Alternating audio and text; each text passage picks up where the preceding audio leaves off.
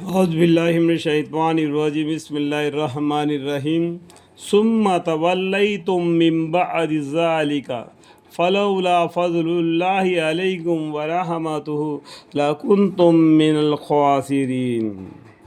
پھر تم اس قول اقرار کے بعد بھی اس سے پھر گئے، یعنی بنی اسرائیل اللہ تے قول اقرار لے لیا پھر بھی اس سے پھر گئے، سو اگر تم لوگوں پر خدا تعالیٰ کا فضل اور رحم نہ ہوتا تو ضرور تم فوراً تباہ اور ہلاک ہو جاتے۔ اللہم اغفر وَلَقَدْ عَلِمْتُمُ الَّذِينَ اعْتَدَوْا مِنْكُمْ فِي السَّبْتِ فَقُلْنَا لَهُمْ كُونُوا قِرَدَةً خَاسِئِينَ۔ اور تم جانتے ہی ہو ان لوگوں کا حال جنہوں نے تم میں سے شریعت تجاوز کیا تھا دربار اس حکم کے جو یوم ہفتے کے متعلق تھا، سو ہم نے ان کو کہہ دیا کہ تم بندر اور ذلیل بن جاؤ۔ ہفتے کا دن کا مطلب پیچھے دبی ہوئی بات ہے۔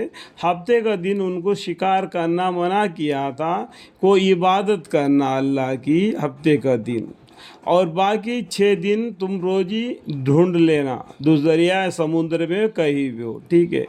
تو یہ لوگوں کو کیا کیا اللہ تعالیٰ امتحان میں ڈال دیا، تو باقی 6 دن کیا کیا وہ مچھلیاں دکھائی نہیں دیتے تھے اور ہفتے کے دن اوپر کو آتے تھے۔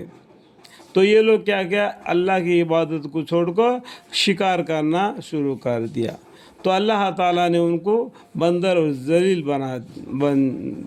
حکم مطلب ہم نے ان کو کہا دیا کہ تم بندر ذلیل بن جاؤ، ٹھیک ہے۔ تو ہفتے کا دن کو عبادت کرنے کا تھا، ہم مسلمانوں کے لیے جمعہ ہو گیا، ٹھیک ہے۔ پھر ہم نے اس کو ایک واقعہ عبرت انگیزی بنا دیا ان لوگوں کے لیے بھی جو اس قوم کے معاصر تھے، اور ان لوگوں کے لیے بھی جو بعد زمانے میں آتے رہے، اور موجبی نصیحت بنایا خدا سے ڈرنے والوں کے لیے۔ فَجَعَلْنَاهَا نَكَالًا لِمَا بَيْنَ يَدَيْهَا وَمَا خَلْفَهَا وَمَوْعِظَةً لِلْمُتَّقِينَ۔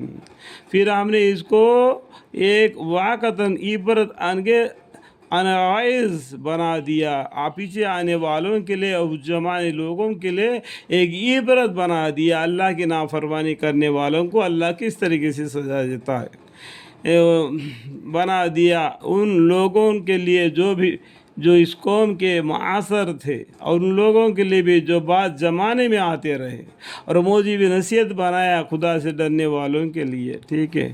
اور زمانہ یاد کر جب موسیٰ علیہ السلام نے اپنے قوم سے فرمایا کہ حق تعالیٰ تم حکم دیتے ہیں کہ تم ایک بیل ذبح کرو۔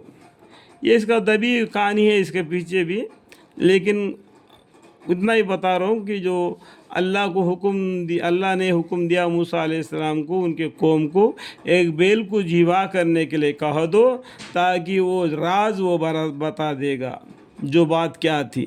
وہ لوگ کہنے لگے کہ آیا آپ ہم کو مسحور بناتے ہیں؟ موسیٰ علیہ السلام فرمایا نعوذ باللہ، جو میں ایسی جہالت والوں کا کام کروں۔ تو اس قوم نے کیا کیا، موسیٰ علیہ السلام کی قوم نے، کیا آپ ہم سے مذاق کرتے ہیں کیا؟ ایک آدمی کا خون ہو گیا اور اس کا پتہ نہیں معلوم ہو رہے، اور آپ بول رہے کہ ایک بیل کو ذبح کرو۔ اس کا دبی ہوئی کہانی ابھی تھوڑا سا معلوم ہو گیا آپ کو، ٹھیک ہے، تھوڑا سا میں ابھی بتا دیا نا۔ وَإِذْ قَالَ مُوسَىٰ لِقَوْمِهِ إِنَّ اللَّهَ يَأْمُرُكُمْ أَن تَذْبَحُوا بَقَرَةً قَالُوا أَتَتَّخِذُنَا هُزُوًا قَالَ أَعُوذُ بِاللَّهِ أَنْ أَكُونَ مِنَ الْجَاهِلِينَ۔ تو انہوں نے کیا کیا، موسیٰ علیہ السلام نے فرمایا نعوذ باللہ، میں ایسے ہی جہالت والوں کا سا کام کروں، ایسا الٹا کام میں کرتا ہے کیا ایک پیغمبر ہوتے ہوئے؟ ٹھیک ہے، اس طریقے سے بول دیا موسیٰ علیہ السلام نے۔ تو وہ لوگ کہنے لگے کہ آپ درخواست کیجیے اپنے رب سے کہ ہم سے بیان کر دے اس بیل کے وصاف کیا ہے۔ آپ نے فرمایا کہ وہ یہ فرما دے، یعنی اللہ تعالیٰ یہ فرما دے کہ وہ ایسا بیل ہو کہ نہ بالکل بوڑھا ہو نہ بہت بچہ ہو، بلکہ بٹا ہوا دونوں عمروں کے بیست میں۔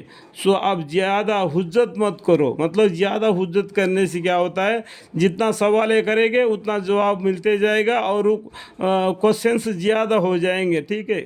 اس طریقے سے حجت مت کیجیے بلکہ کر ڈالو، جو حکم اللہ کی طرف سے ہو گیا ہے اس کو کر ڈالو، حجتوں میں پڑ جائے گے تو اور بھی مسئلے آ جائیں گے، ٹھیک ہے، جو کچھ تم کو حکم ملا ہے اس کو کر ڈالو بول کے موسیٰ علیہ السلام نے ان سے کہہ دیا، لیکن ان لوگ نے اور بھی سوالے کرنے لگے۔